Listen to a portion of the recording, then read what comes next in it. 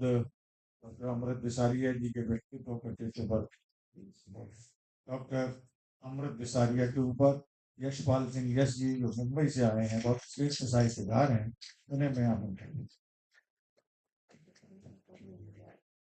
बहुत बहुत धन्यवाद आदरणीय नीरव जी, सभी को मेरा प्रणाम। और डॉक्टर अमृत बिसारिया जी को बहुत बहुत बधाई, शुभकामनाएं। आपके मंच से मुझे 2-3 बार आने का अवसर मिला, तभी आपसे परिचय हुआ है, रूबरू आज पहली बार देखा है। निश्चित ही आपका व्यक्तित्व बहुत चमकदार शानदार है, तो बहुत बहुत बधाई है आपको। इस व्यक्तित्व पर पुस्तक आनी ही चाहिए थी और वो आई। किसी भी लेखक के लिए ये एक बहुत ही महत्वपूर्ण पड़ाव है, क्योंकि जब कोई व्यक्ति लिखना शुरू करता है तो सबसे पहले तो वो सोचता है मैं लिखूं कुछ, फिर सोचता है कि वो प्रकाशित हो जाए, फिर तीसरी चीज होती है कि मुझे कोई पढ़े, और चौथा स्टेप होता है मेरे बारे में कोई लिखे। तो आप उस पड़ाव पर पहुंच गई हैं जहां पर आपके बारे में इतने विद्वानों ने, 34-35 लोगों ने लिखा है। तो ये एक महत्वपूर्ण पड़ाव है, और बहुत से लोगों ने निश्चित रूप से आपके लेखन को पढ़ा होगा, तभी उन्होंने उस पर लिखा भी है। और जाहिर है कि अब जो है, जैसा मैं परलोकवासी तो नहीं कहूंगा, जैसा सविता जी ने कहा लोक से परलोक तक, लेकिन निश्चित रूप से अब आपकी पहुंच जो है वो बहुत लोगों तक होने वाली है, और इसके साथ ही जिम्मेदारी भी आपकी बढ़ने वाली है। क्योंकि मेरा मानना है कि हम लोग जितने जितनी ज्यादा हम लोगों की पहुंच बढ़ती है, धीरे धीरे दायरा फैलता है, उतनी हमारी जिम्मेदारी बढ़ जाती है। श्री कृष्ण ने जो है गीता में अर्जुन को भी यही बात कही है, जिसको मैंने अपनी तरफ से कुछ ऐसे लिखा था कि श्रेष्ठ व्यक्ति का विश्व में है कर्तव्य विशेष, जैसा उसका आचरण वैसा चलता देश। तो आप तो पहले से ही अनुकरणीय काम कर रही हैं, विदेश में रहकर अ, भाषा की और हिंदी साहित्य की आप सेवा कर रही हैं, और आप ऐसा काम कर रही हैं जिसको लगता है कि उल्टी गंगा जा रही है, कि आप हम जैसे जो हिंदुस्तान में बैठे हुए लेखक हैं उनको मंच प्रदान कर रही हैं दुबई में बैठकर। तो ये अपने आप में बहुत बड़ी बात है, और आप अकेली नहीं है इस काम में, बहुत सारे प्रवासी भारतीय इस काम को कर रहे हैं। मुझे वाकई कई बार लगता है कि हम इतना नहीं कर रहे जितना आप लोग कर रहे हैं वहां बैठकर। आपको उसके लिए भी बहुत बहुत बधाई। और पत्रिका में आपका एक लेख पढ़ने का मुझे अवसर मिला, आदरणीय नीरव जी ने मुझे थोड़ा पीडीएफ भेज दिया था, तो उसमें मैंने देखा कि आपने लिखा है, निश्चित रूप से सभी ने बताया कि आपका संघर्ष का जीवन रहा है, और बिना संघर्ष के इतना अच्छा जीवन हो भी नहीं सकता जिस मकाम पर आप पहुंची हैं, संघर्ष के बिना नहीं होता है वो। तो उसमें आपने लिखा है अपने लेख में कि किस तरह समय की पाबंदी, कार्य विभाजन, दैनिक लक्ष्य निर्धारण, टाइम टेबल का अनुपालन और नित्य डायरी लेखन आपके इस जो वो समय था उसका महत्वपूर्ण हिस्सा रहे हैं। और इन सिद्धांतों के चलते आपने अपने बच्चों को एक परवरिश दी और उनको उस मकाम तक पहुंचने में सहायता की जिस पर वो आज पहुंचे हैं, जिसके लिए आप सभी प्राउड हो सकते हैं। और हम सब भी आप पर बहुत ही घमंड करते हैं कि आप सब लोग इस संघर्ष के दौर से गुजरकर आज इस स्थिति में हैं। आप सबको भी बच्चों बहुत बहुत बधाई। और ये आपके अनुभव जो है दुनिया तक पहुंचेंगे, ज्यादा लोगों तक पहुंचेंगे, दुनिया तक तो पहले भी पहुंच ही रहे हैं, तो अब और ज्यादा लोगों तक पहुंचेंगे, तो और ज्यादा लोग जो है इससे कुछ सीखेंगे। और यही मेरा कहना था आज का, कि आपकी जिम्मेदारी की बात करनी थी, और मुझे ये कहना था कि आपको बहुत बहुत बधाई, बहुत बहुत शुभकामनाएं। मैं आभारी हूँ आदरणीय नीरव जी का कि मुझे भी उन्होंने कुछ कहने का यहाँ पर अवसर दिया, और प्रज्ञान विश्वम का और ABS4 हमारी जो अखिल भारतीय सर्वभाषा संस्कृति समन्वय समिति है, मैं उनको भी बधाई देता हूँ कि उन्होंने इस काम को लगातार आगे बढ़ा रहे हैं और साहित्यकारों को दुनिया के सामने लेकर आ रहे हैं। बहुत बहुत धन्यवाद। धन्यवाद यशपाल जी, बहुत वक्तव्य हमने सुना। और मैं चाहूंगा कि इसी क्रम को आगे बढ़ाते हुए डॉक्टर प्रवीण शर्मा जी को मैं आमंत्रित करूं, जो कि गुरुग्राम से आई हैं। मैंने इनके बारे में पहले ही बता दिया कि वो शिक्षाविद हैं, पढ़ाने का उनका काम है। और हमारी इनकी लाइकिंग एक है कि हम दोनों का जो है रॉबर्ट फ्रॉस्ट से ये भी प्रभावित है, मैं भी प्रभावित हूँ। और हम लोग कई बार कहते हैं woods are lovely dark and deep, miles to go before I sleep.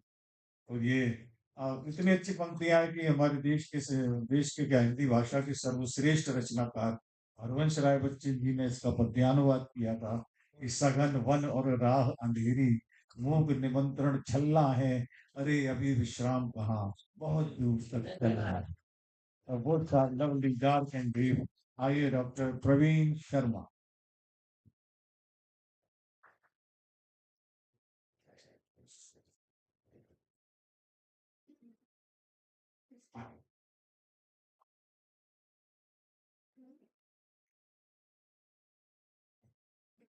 माँ शारदे को नमन है।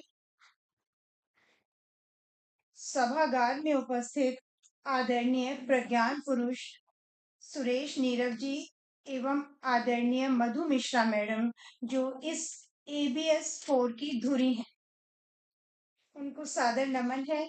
सभागार में उपस्थित सभी प्रबुद्ध साहित्यकारों को, मंच पर जो विराजमान है और सामने जो विराजमान है, सभी को सादर नमन। सबसे पहले मैं 2 पंक्तियां आदरणीय प्रज्ञान पुरुष नीरव जी के लिए कहना चाहूंगी कि आप ऐसी शख्सियत हैं जो इत्तेफाक से नहीं, किस्मत से मिलती हैं। परमपिता परमात्मा का मैं शुक्रिया करती हूँ कि नीरव जी की नजर भी हम पर भी पड़ी और हम आपके संपर्क में आए, सभी प्रबुद्ध साहित्यकारों से मिलने का अवसर मिला। सर, आपका बहुत बहुत शुक्रिया। डॉक्टर अमृत बिसारिया जी को उनके व्यक्तित्व एवं कृतित्व पर जो आज उन केंद्रित विशेषांक है उन पर, उसके प्रकाशित होने के लिए मैं आपको बहुत बहुत बधाई देती हूँ और मुझे यहाँ आमंत्रित करने के लिए सर का और मैडम अमृत बिसारिया का बहुत बहुत तहे दिल से शुक्रिया। आप अपने नाम के अनुरूप ही विदेश में भी हिंदी भाषा की अमृत धारा बहा रही हैं। अपने पटल के लिए मैं कहना चाहूंगी कि सर्व भाषाओं का संगम हो जहां और प्रबुद्ध साहित्यकारों का समागम हो जहां, आदरणीय नीरव जी अध्यक्ष हो जहां, ऐसा अखिल भारतीय सर्व भाषा संस्कृति समन्वय समिति है वहां।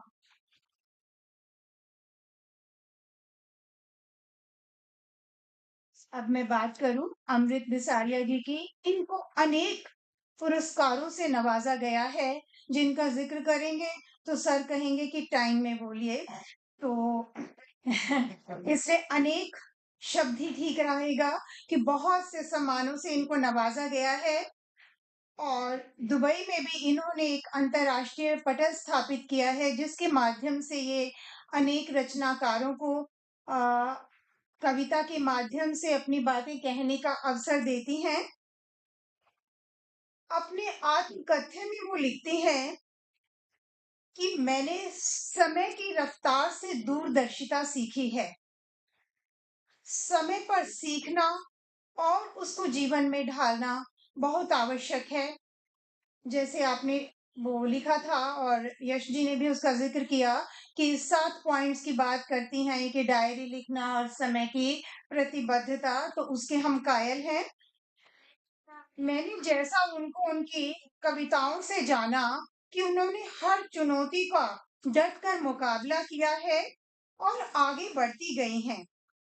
एक कविता में कहती हैं, मेरी गुल्लक में मिलेंगे सारे खुशी के नोट, क्योंकि जो हैप्पीनेस है इट्स लाइक ए परफ्यूम कि आप जैसे स्प्रेड करेंगे खुद भी प्रफुल्लित हो जाएंगे, खुद भी सुगंधित हो जाएंगे और दूसरों को भी ऐसे ही महकाते रहेंगे। अन्यत्र कहती हैं, रंगमंच है ये दुनिया और हम हैं इसके किरदार। तो आपके बारे में मैं 2 पंक्तियां अपनी तरफ से प्रेषित करूंगी, और फरमाइए। सागर को किसने बांधा है, सागर को किसने बांधा है, तूफानों को किसने रोका। छुई मुई के पेड़ नहीं, छुई मुई के पेड़ नहीं जो छूते ही मुरझा जाएंगे। प्रबल विरोधों के सागर में हम सुदृढ़ चट्टान बनेंगे। यश जी फोटो ले दो, मैंने आपके लिए दी। आपकी फोटो ली थी। एनीवेज, आदरणीय नीरव सर, डॉक्टर भावना कुंवर, डॉक्टर शिप्रा जी, पंखुड़ी चौबे जी जो पटल से जुड़ी रहती हैं, और आदरणीय मधु मैडम एवं समस्त टीम का मैं धन्यवाद करती हूँ कि मुझे विशेषांक में लिखने का ये अवसर दिया, जिससे कि मैं सभी प्रबुद्ध साहित्यकारों से कुछ ना कुछ सीखने का अवसर जाने नहीं देती। और अंत में मैं ये कहना चाहूंगी अपनी तरफ से एक लाइन, कि कुछ इस तरह से निभाते रहिए अपना किरदार, कुछ इस तरह से निभाते रहिए अपना किरदार, कि पर्दा गिरने के बाद भी तालियां बजती रहें, कि पर्दा गिरने के बाद भी तालियां बजती रहें। और जैसे सर ने कहा कि रॉबर्ट फ्रॉस्ट की लाइन मेरे ज़हन में हमेशा रहती है कि miles to go before I sleep and miles to go before I sleep. Nehru ji को भी ये पंक्तियां बहुत पसंद थी। और अभी भी मैं सर को आपसे सर के और मेरे बीच में जैसे ये कॉमन बात है कि ये लाइकिंग है हमारी। और जैसे घर में भी मुझे लगता है किसी दिन लेक्चर के लिए नहीं भी जाना, तो मुझे लगता है कि काम करना है, तो मेरी बेटी कहती है मम्मी क्या काम है? मैं कहा नहीं, miles to go before I sleep, अभी बहुत लिखना है, पढ़ना है, सुनना है, सीखना है। तो बड़ा सौभाग्य है कि सर हम आपसे जुड़े, क्योंकि सभी ये बात कह रहे हैं और मैं भी कहना ही चाहूंगी कि सर तो पारखी है, पारस मणि है, जिस पर भी हाथ रख देते हैं वो सोना हो जाता है। और शुक्रिया करती हूँ कि सर ने एक विशेषांक मुझ पर भी केंद्रित किया। और धन्यवाद सर। और पुनः मैं मैडम बिसारिया जी को उनके ऊपर जो ये केंद्रित हुआ है विशेषांक, उसके प्रकाशित होने के लिए शुभकामनाएं देती हूँ।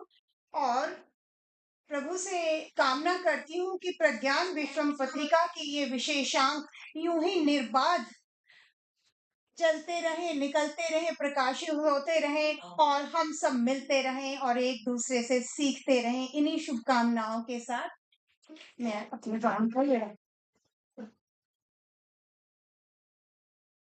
बहुत सुंदर वक्तव्य डॉक्टर प्रवीण शर्मा से हम सुन रहे थे।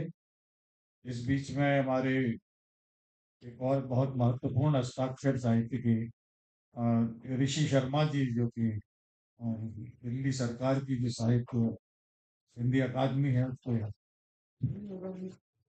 सचिव रहे हैं, जो हमारे बीच हैं। और सबसे बड़ी बात अच्छी है कि उन्होंने एक बहुत ही महत्वपूर्ण आलेख इस विशेषांक में डॉक्टर अमृत बिसारिया के व्यक्तित्व को देखते हुए लिखा है।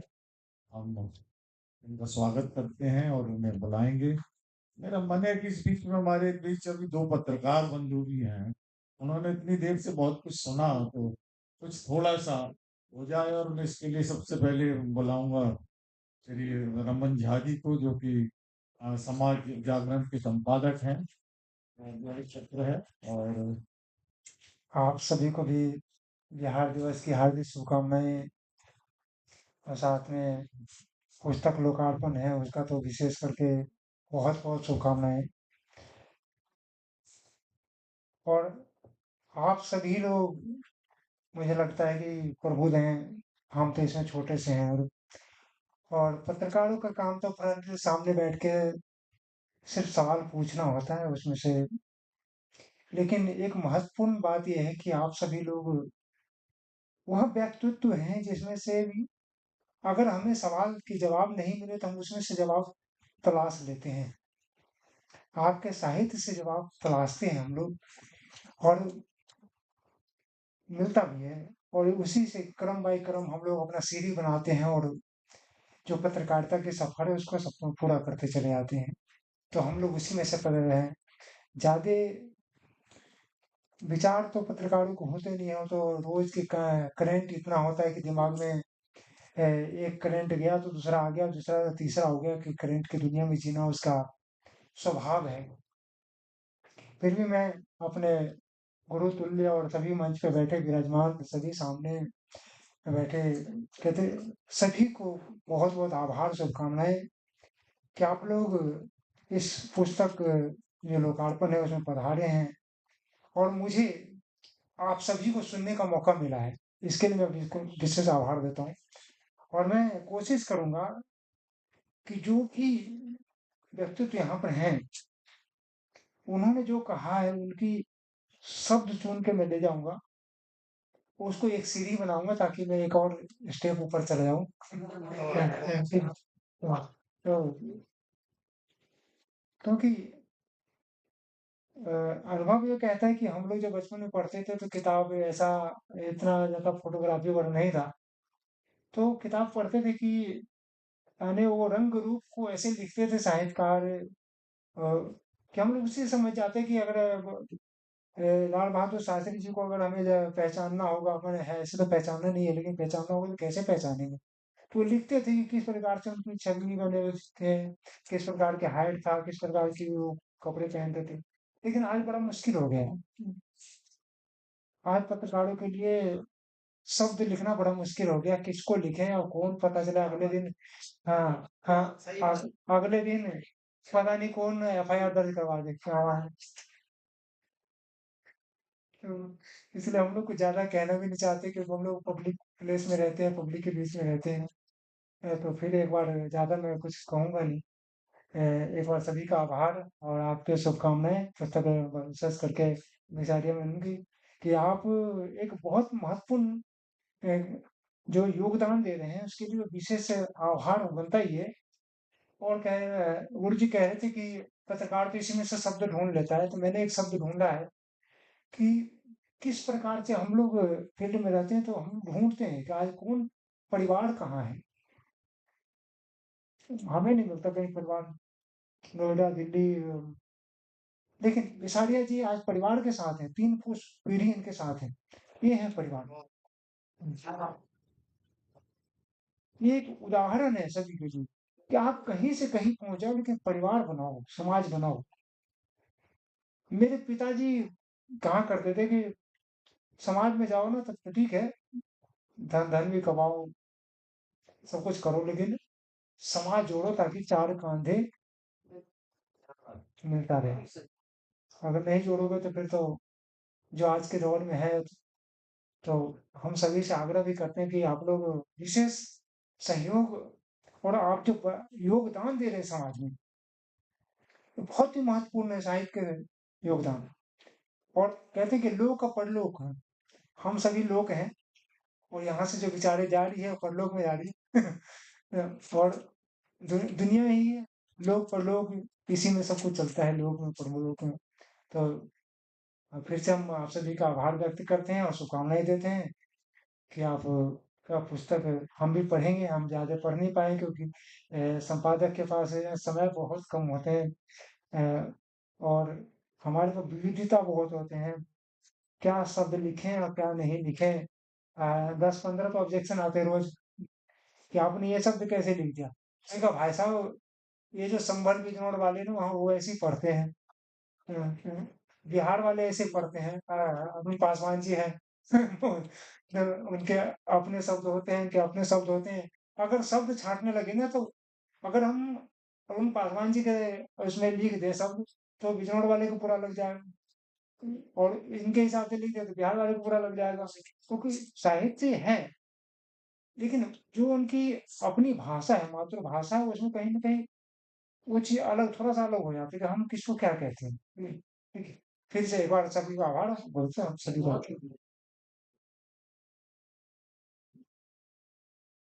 दैनिक समाज जागरण की संपादक, उन्होंने एक बात कही कि हम लोग तो पत्रकार हैं, प्रश्न पूछते हैं, हमको जवाब नहीं मिलता। हमारे साथ एक पत्रकार भी है, एक डॉक्टर साहब भी हैं जो लगातार बातचीत कर रहे हैं, मैं उनके ध्यान आकर्षित करते ये इनकी विशेषता है। तो मैं बता रहा हूँ कि जो आप पत्रकार हैं, डॉक्टर हैं और आपका प्रश्न ये था कि हम लोग जवाब पूछते हैं, जवाब नहीं मिलता। तो एक बार एक पत्रकार बीमार हुए और वो जब ऑपरेशन थिएटर पर थे, थोड़ी देर बाद रिश्तेदारों ने पूछा क्या है, तो बोले डॉक्टर ने जवाब दे दिया।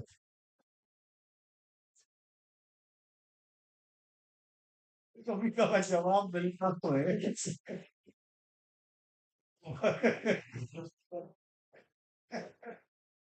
और ये जवाब भी जो है ना, हमारे से आप पूछ रहे हैं जवाब, तो हम तो भैया उत्तर प्रदेश में रहते हैं, प्रश्न का उत्तर दे देंगे हम। चलिए, बहुत अच्छा आपका वक्तव्य रहा। मैं इसी क्रम में चाहूंगा कि हमारे एक और यशस्वी संपादक जो कि हिंद आत्मा के संपादक हैं, बहुत ही खूबसूरत दैनिक अखबार ये निकालते हैं और दिल्ली से इनका अखबार निकलता है, देहरादून से उसका संस्करण है, कई जगहों से वो प्रकाशित होता है। मैं उन्हें आमंत्रित करता हूँ। बहुत ही सुसंस्कृत साहित्य प्रेमी व्यक्ति हैं। और दूसरा ये प्रेस क्लब ऑफ इंडिया जहाँ हम लोग कहते हैं उसकी एग्जीक्यूटिव के मेंबर हैं और हमारे छोटे भाई हैं श्री अशोक कुमार कौशिक। मैं सबसे पहले तो सुसज्जित मंच को प्रणाम करता हूँ और आप सभी आए हुए आगंतुकों को भी मैं नियोग से प्रणाम करता हूँ, क्योंकि इस प्रेस क्लब में अ, चुनाव में सर ने भी मुझे अपना आशीर्वाद दिया। वो स्पेशल इन्हें आना पड़ा वोट डालने के लिए, तो मैं इनका बहुत आभारी हूँ कि शायद इन्हीं के मतों से मैं जो है यहाँ खड़ा हूँ। और मैं बेसिकली तो गाजियाबाद से हूँ और गाजियाबाद में आदरणीय स्वर्गीय श्री कृष्ण मित्र और अपने कुंवर बेचैन साहब ऐसी धरोहर हमारे शहर में रही हैं कि शायद उन्हीं के नाम से गाजियाबाद को जाना जाता है। ये मेरे लिए भी सौभाग्य की बात है। और मैं प्रज्ञान विश्वम के प्रज्ञान पुरुष आदरणीय श्री सुरेश नीरव जी को आभार व्यक्त करता हूं कि उन्होंने मुझे यहाँ उपस्थित होने का मौका दिया। नहीं तो पत्रकारिता और इस दोनों का तालमेल थोड़ा सा कम ही रहता है, क्योंकि साहित्य जो है हम लोगों के समझ में नहीं आता, क्योंकि हम सीधे सीधे खबर वाले आदमी हैं।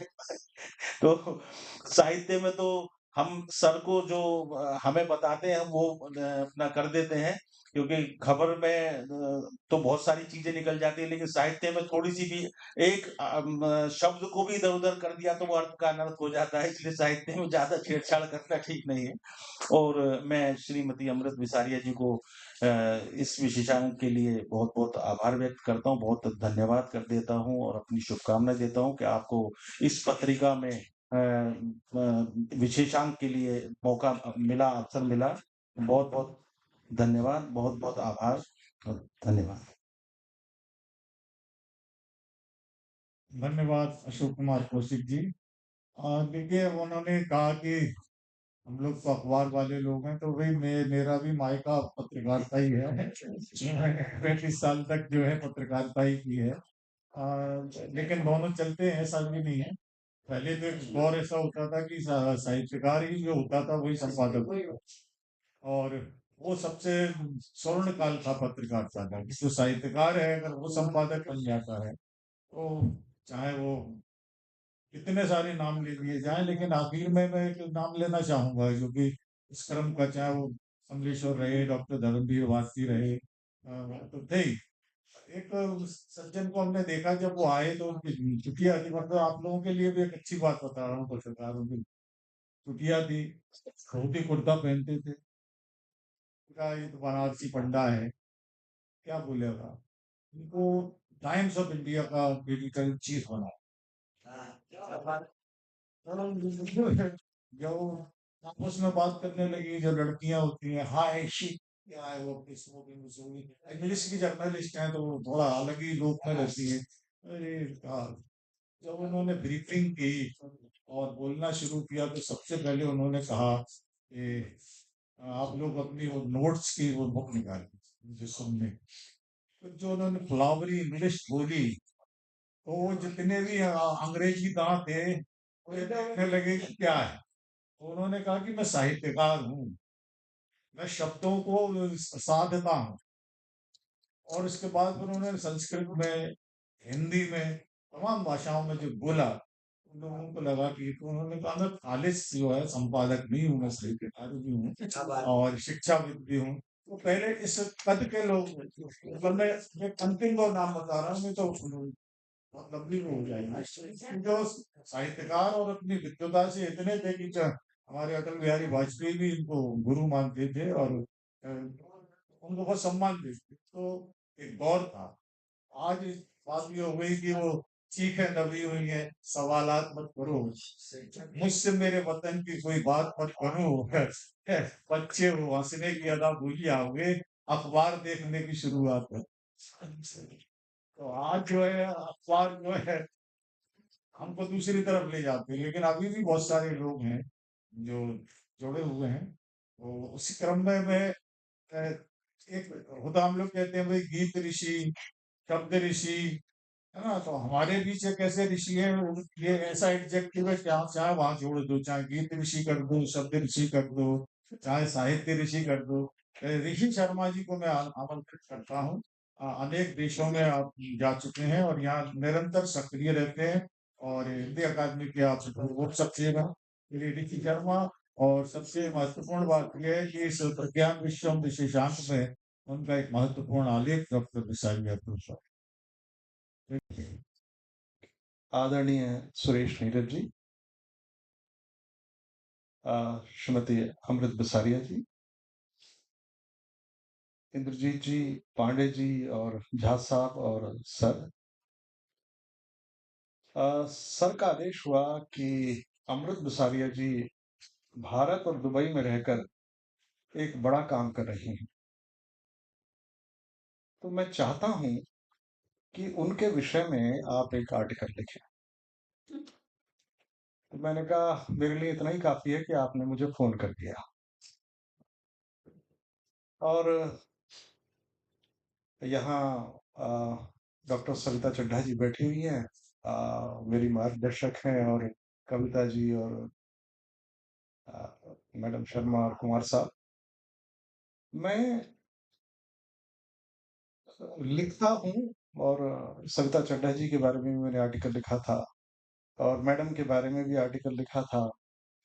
मुझे अच्छा लगता है लिखना व्यक्तित्व के ऊपर, परंतु मैं एक बात कहूंगा, प्रज्ञान विश्व में आलेख तो आप ही लिखते हैं, मेरा नाम संपादक हो जाता है। जी जी। और इससे पांडे जी, इससे हमें एक बड़ा फायदा मिलता है कि जो लोग साहित्य में काम कर रहे हैं उनको जानने का अवसर मिलता है, उनके बारे में पता चलता है। और जिस वक्त मैं मैडम के बारे में पढ़ रहा था, तो मुझे एक बात बड़ी अपील की। मैडम नेशनल लेवल की शूटर है, और मतलब मुझे ये लगा कि देखिए साहित्य के क्षेत्र में काम करके और कितनी विपरीत परिस्थितियों में उन्होंने साहित्य को, परिवार को, सबको आगे बढ़ाया है। मैं बड़ा गौरवान्वित हुआ कि मैं इस तरह की महिला जो है, जो मांझोली और भदोही से निकलकर कहाँ दुबई में जाकर अपना एक अस्तित्व तलाशती हुई स्त्री ने अपने आप को स्थापित किया है, ये बड़े गर्व का विषय है। और यही नहीं, इनकी एक खास बात और, इनके इनकी टैगलाइन है, इनके स्कूल कॉलेज में इनको मिली है कि इनका बेस्ट टर्न आउट हुआ कर एनसीसी की कैडेट रही है। आप देखिए कितनी बड़ी बात है। और इस जिसने भी एनसीसी को ले लिया, जिसने एनसीसी के सर्टिफिकेट्स में हासिल किए, वो अपने आप में एक विलक्षण प्रतिभा का धनी हो जाता है। तो अमृत बुसारिया जी के बारे में बातें तो बहुत हैं, आपने 12 पुस्तक लिखी हैं, और न जाने 18 साझा संग्रह में आपके की भागीदारी रही है। तो हमारे 20 हो गए शायद, 28 हो गया है ना? तो ये बड़ी बात है। और मैं अक्सर कहा करता हूँ डॉक्टर सविता चड्ढा जी को भी, कि आप ये ना समझें कि आपने चीजें लिख दी, किताब छप गई, उसको कोई ना कोई पढ़ रहा है। और क्योंकि आप दुबई में रहते हो, क्योंकि आप सर यूएसए में हैं या कहीं रहते हैं, वो जो पाठक है आपका, वो आप तक नहीं पहुंचता। बस इतनी सी बात। जिस दिन आपका पाठक आप तक पहुंच रहा है, उस दिन आपको बड़ा अच्छा लगेगा। मुंबई की एक लेखिका है, उन्होंने सर एक बड़ी अच्छी कहानी लिखी, मैंने इंद्रप्रस्थ भारती में छापी, और मैंने उनको फोन किया कि मैडम आपकी ये कहानी बड़ी अच्छी है, और मैं चाहता हूं कि भाई इस कहानी में थोड़ा सा ये बदलाव। वो कहानी आगे आने वाले 20 साल की, तो उन्होंने कहा, "सर आप कौन बोल रहे हैं?" मैंने कहा, "जी मैं सिर्फ पाठक बोल रहा हूँ। मैं आपकी कविता पढ़ी, मुझे कहानी पढ़ी और अच्छी लगी और मैं ये चाहता था कि यदि इसको आप ऐसे कर दें।" तो उन्होंने कहा कि जिस समय मेरी नई कविता वो छपेगी पुस्तक, उसमें मैं इसका बदलाव कर और वो उन्होंने किया। नाम मैं बताना नहीं चाहता, कोलकाता की बहुत बड़ी कहानीकार हैं। तो कुल मिलाकर अमृत सिसारिया जी और आपकी कहानियाँ, आपकी कविताओं का संग्रह पूरे साहित्य जगत की अमूल धरोहर है। तो आप लिखते रहिए, लोग आपको सुन रहे हैं, ऐसी बात नहीं है। और आप संचालन बहुत अच्छा करती हैं, साहित्यकार तो हैं ही। और क्योंकि मैं मैडम से भी मैंने कहा था कि इतना ही नुकसान काफ़ी है कि आप हमें देर से मिले। तो बहुत सारी जीत है, आपने किस तरह से चारों बच्चों को पढ़ाया, किस तरह से आप उस बुरे वक़्त से निकल कर आईं, वो सारी कविताएँ, वो सारी कहानियों में रिफ्लेक्ट होता है, प्रदर्शित होता है। और धीरे-धीरे जो लोग पढ़ते हैं, पासवान जी मेरे मतलब इनके समक्ष मैंने काम किया है और मैं गुरु ही समझो मेरे तो ख़ैर ये, क्योंकि आकाशवाणी के बहुत बड़े अधिकारी रहे हैं और मैं खुद आज भी ऑल इंडिया रेडियो का उद्घोषक हूँ। तो मैं तो इनको अधिकारी के रूप में देखता हूँ, जब भी सामने आते हैं तो ऐसा ना हो कि मेरी रिपोर्ट लिख के भेज दें। है ना? तो और वैसे तो अमृत जी के बारे में सारी बातें हो चुकी हैं, लेकिन मुझे एक बात और विशेष अपील की कि जिस दिन मैडम का रिटायरमेंट हुआ, उस दिन आपके 2 संग्रहों का लोकार्पण हुआ। और वो 2 संग्रह का लोकार्पण जब हो रहा था, तो आधे लोगों को तो पता ही नहीं था कि मैडम लिख रही। सबको बड़ा आश्चर्य हुआ कि भई इतनी बड़ी उपलब्धि और ये हमारे साथ और ये सारी चीज़ें, तो एक बहुत प्रतिभाशाली व्यक्तित्व आप हैं। आप हमारे सम्मुख हैं। ये हमारा बहुत प्रेरणा का विषय है कि हम आपसे प्रेरणा लेते हैं। और मैं अक्सर कहा करता हूँ कि यदि डॉक्टर सुरेश नीरज जी ना होते, तो हमें ऐसे लोगों से मिलने का मौका नहीं मिला करता। आपने हमें बहुत अच्छे लोगों से मिलवाया सर, हम आपका आभार व्यक्त करते हैं। और अंत में बस यही कहते हैं कि हम जहाँ रहें, वहाँ देश और संस्कृति के लिए काम करते रहें।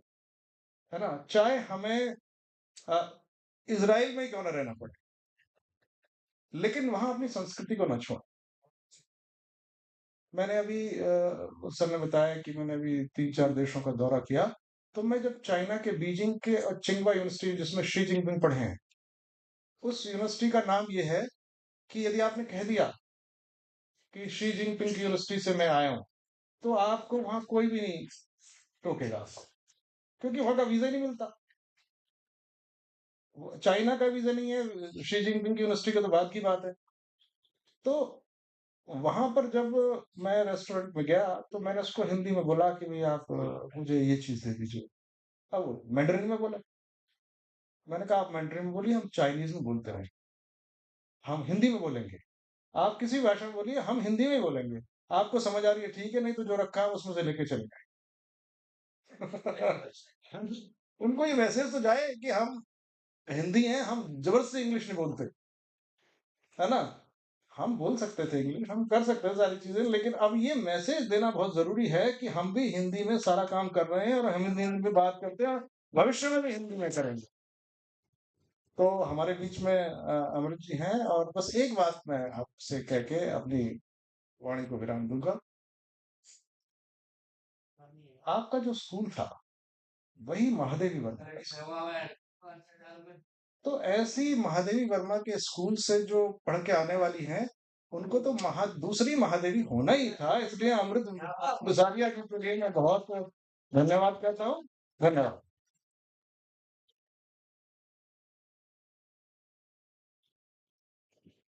ये थे हमारे ऋषि शर्मा जी।